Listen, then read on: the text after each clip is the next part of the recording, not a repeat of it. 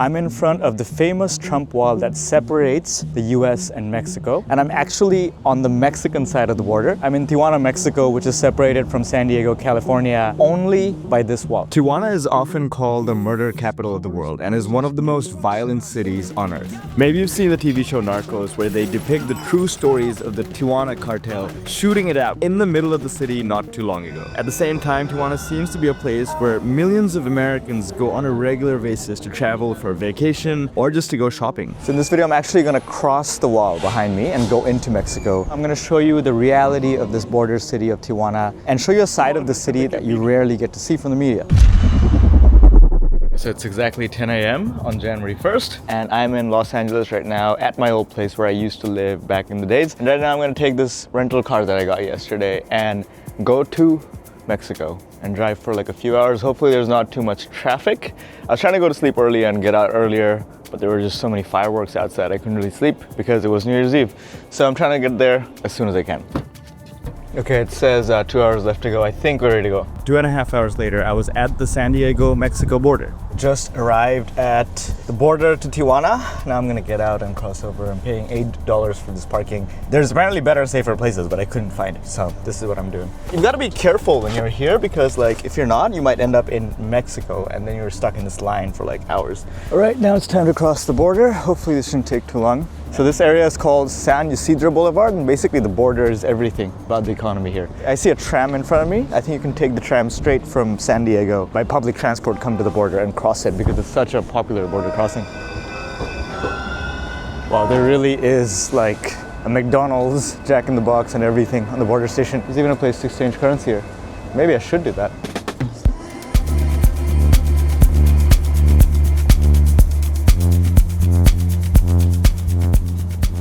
Okay, I'm starting to see the border wall and more like fortifications. I think we're very close to crossing the wall. This part actually looks like I'm at an international border. I'm literally about to cross the wall right now. Okay, I'm literally on the last stop before I enter Mexico.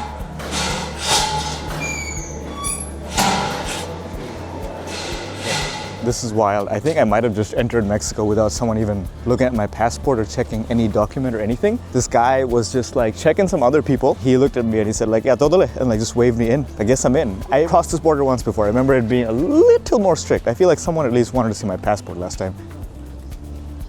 Okay, I see the parking lots on the other side, so I think we're actually through. I'm on the other side. Okay, now that we're in Tijuana, let's talk about the history of this place. Native Americans have lived here for thousands of years, and then the Spanish colonists arrived and set up settlements, and there was like Mexican settlements here. But the real history of this city can be tied to this border right here. So between 1846 and 1848, there was a very one-sided Mexican-American war that was initiated by the US. The war came to an end with a treaty in 1848 that created the modern borders of the US and Mexico. This treaty required Mexico to cede 55% of its territory, including an area covering most of present-day Arizona, California, Nevada, New Mexico, and Utah. So Tijuana became a newly created border town between US's California and Mexico's state of Baja California to the south, with a 24-kilometer or 15-mile border with its sister city, San Diego, on the American side. The reason Tijuana is one of the biggest cities in Mexico, I think the second biggest city, is entirely because of this border. So basically, this border changed up the whole economic and political landscape of this whole city. And this is actually the most visited border city on earth. It's crazy to think, but over 50 million people cross this border to go between San Diego and Tijuana every single year. That's a lot of people. That's more than most countries on earth. No, gracias. So this is the part where the taxis are supposed to hassle you and you're just supposed to ignore them and walk away. But they didn't even hassle me that bad. And this really looks and feels like Mexico. This is the 13th time, if I'm counting right, that I'm crossing this border to come to Mexico.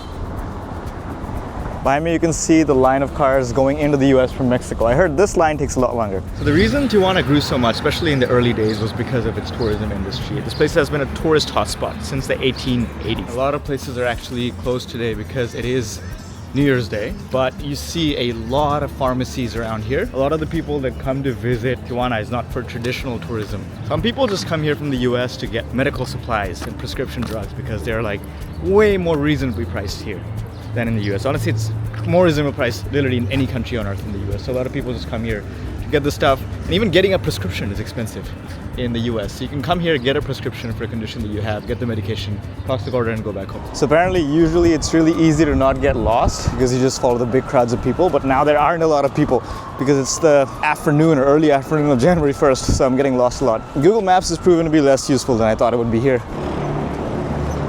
It's crazy. I'm in this like one intersection and there's 4 big pharmacies right next to me, all targeting Americans that cross over the border just to get medication, which is crazy. So if anyone needs Cialis, you can get it from here for cheaper than the US. Behind me is this cool graffiti work, and Tijuana is actually known for its graffiti scene a lot. And behind me are these signs that say Has Vistoa. These are pictures of people that have gone missing. So I'm on Avenida Revolucion, which is the tourist street in Tijuana. A lot of LGBTQ flags here. This looks a lot like the Hollywood Walk of Fame in LA, honestly. Man, this intersection, this street here really feels like the American part of California. So based on this sign, I guess I must be really close to the American border.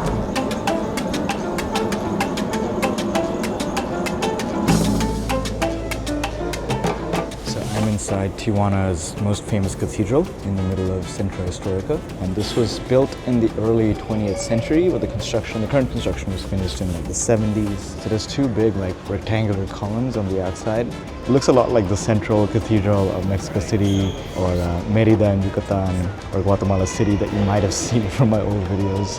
A lot of these cathedrals in Central America look very similar. I haven't eaten anything since Los Angeles and I'm starving, so I'm gonna get myself a taco. ¿Cuánto cuesta un taco? 30 pesos. 30 pesos? Making sure I've changed.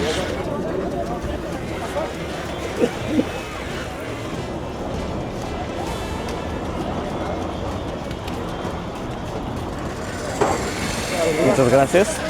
Got the taco. I basically need a place to sit down where I can put my camera down so I can eat it. That's the tricky thing with street tacos. You don't always have a place to eat it. Okay, literally putting it on the floor because I don't know where else I can film this. Let's see how this is. It's so good. I needed that so bad. I was so hungry. Aquí, los tacos están muy deliciosos. Gracias. Gracias. So I paid with the dollars, but she gave me back change in the Mexican pesos. Haven't seen this in a minute. By the way, that taco cost like 30 pesos. It's $1.50. So I'm back on Tijuana's version of the Hollywood Walk of Fame, and what do I see? Another massive discount pharmacy. Looks like they're selling candy from the signs on it. You know, Centro Histórico is actually very close to Zona Norte, which is the nightlife district. So a lot of tourists also come to Tijuana just for the nightlife because the drinking age in Mexico is 18, and even that is like very loosely enforced. And the drinking age in America is a very strict 21 and over. So a lot of people that are under the age of 21 actually come over from San Diego to Tijuana just to party and just to go to clubs, stuff they can't do in America till they're 21. A lot of people over 21 also come to party in Tijuana because it's just so much, it's like magnitudes cheaper than partying in California.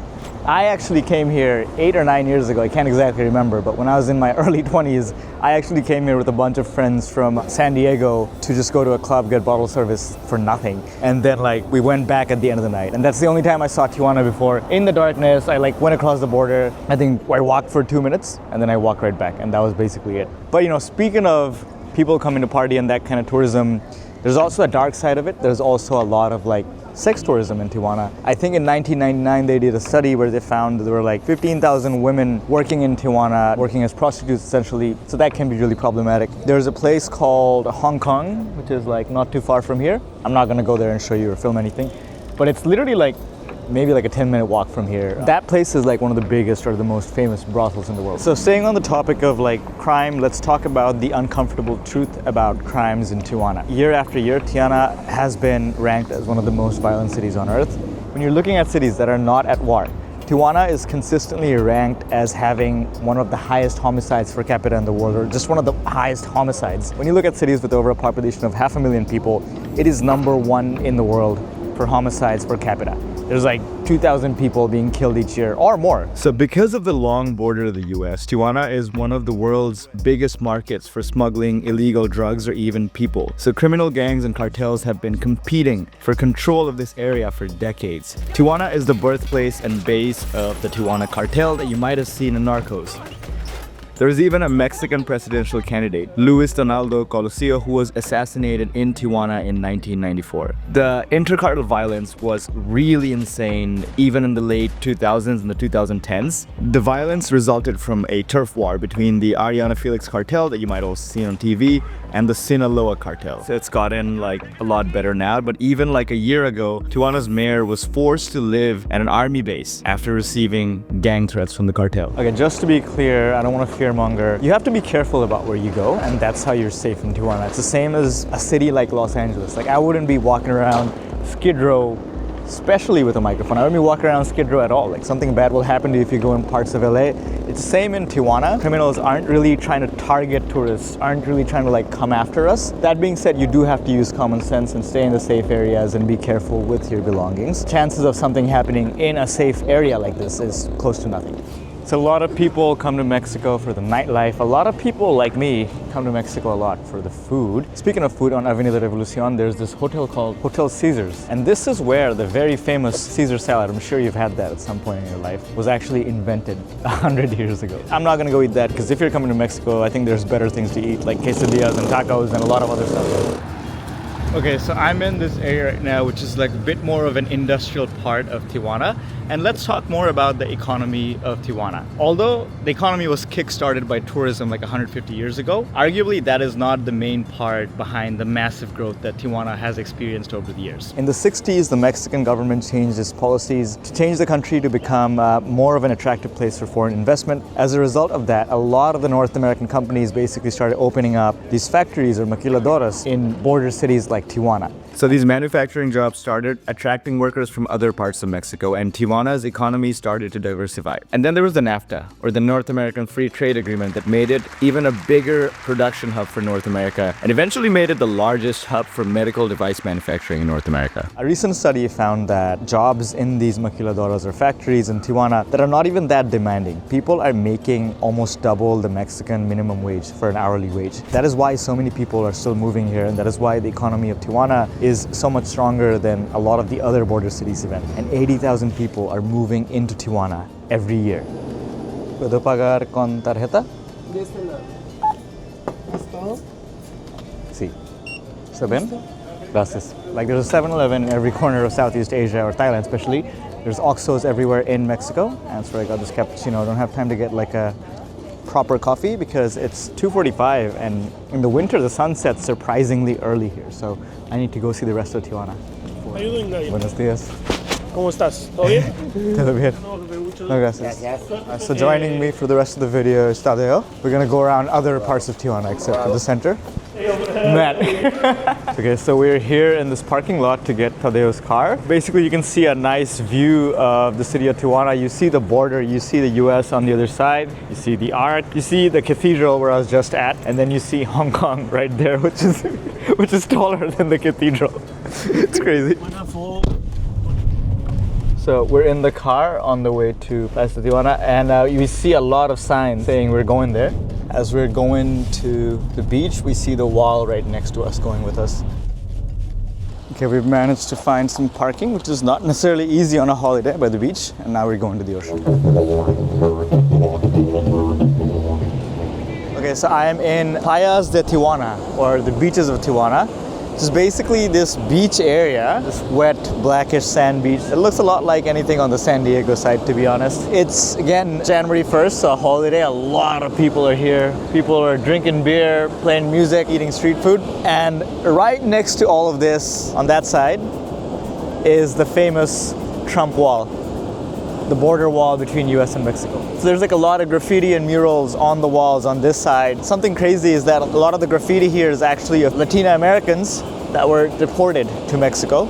So this section of the border wall between US and Mexico basically goes all the way through San Diego and Tijuana because it's really one big metropolitan area. This wall started before where I entered, goes out all the way into the ocean right here. So what's really crazy is that you can see a US Border Patrol vehicle waiting on the other side of the wall in case someone tries to cross over. Although for this side, this seems to be a tourist attraction where locals are coming and taking pictures, having a party. Strange imbalance. So this is the wall that is unfortunately made so famous by President Trump. Build that wall. build that wall. And unfortunately, this is a wall that separates a lot of people from seeing each other, often separates a lot of families. And the sad part about that wall is the power imbalance it represents between the Mexicans that live on this side of the wall and the Americans that live on that side of the wall. And the saddest part about this is that what is on that side of the wall, the states of California, Arizona, and a bunch of other states, used to actually be a part of Mexico. They were all Mexican states. This was forcefully taken from Mexico after the War of 1846 to 1848. But interestingly, even walls like this or physical barriers have a very real limit on how much they can stop the movement of people from going from one place to the other. Recently, there was a very interesting study by The Economist which found that 150 years after this war, communities have proven more durable than the new borders created between the US and Mexico. The counties in the US with the highest concentrations of Mexicans by ethnicity and not by citizenship overlaps very closely with the area that belonged to Mexico before that gringo land grab of 1848. This section of the wall next to the beach is super interesting because they've actually turned it into like a mural artwork gallery with all kinds of different murals on this part of the wall that is trying to send a message of friendship and camaraderie in the face of what Donald Trump is trying to symbolize. And there's also a very special item. Okay, so right next to the US-Mexico border wall is a part of the original Berlin Wall. This is the same wall that used to split East Berlin and West Berlin back in the days. And I think this wall kind of goes to symbolize the truth, which is that walls can only do so much to separate people if people really want to be together. Okay, we're back in Avenida Revolucion and looks like they've set up an ice skating rink here. We're gonna finish the day off with some tacos. Festivities going on right next to us, so I hope you can hear me because it's very loud. Gracias. So my chicken tacos or tacos de pollo have arrived. I'm gonna add the condiments and make it ready. My favorite part about tacos is that you kind of make your own dish, put as much spices as you want, squeeze that lime in. Time to try it out. This is my favorite part about Mexico. So we're done exploring for the day and I'm back in the line to cross over to the States. It should take like an hour, but it might take a little bit more, but not much more than that. But I came prepared with warm clothes, that should be fine. So that whole process of standing in line took like an hour and a half. I've crossed back into US immigration, they barely asked any questions. And I ended up coming out like right here, literally right next to the trams where like I entered Mexico through earlier today, straight this way. That took like no time at all, instead of an hour and a half. That was the whole process. Now I'm gonna maybe get some ice cream from McDonald's, because I see one here. And then maybe just get in my car and drive to LA, because I wanna be done with this. LA is actually warmer than this. That is gonna be it for this video. If you like this video, feel free to like it. If you wanna watch more videos like this, feel free to subscribe to my channel. If you want real-time travel updates, feel free to follow me on Instagram @NadirOnTheGo. I'll catch you guys in the next video from, I think, Florida, but I'm not sure yet. Let's see.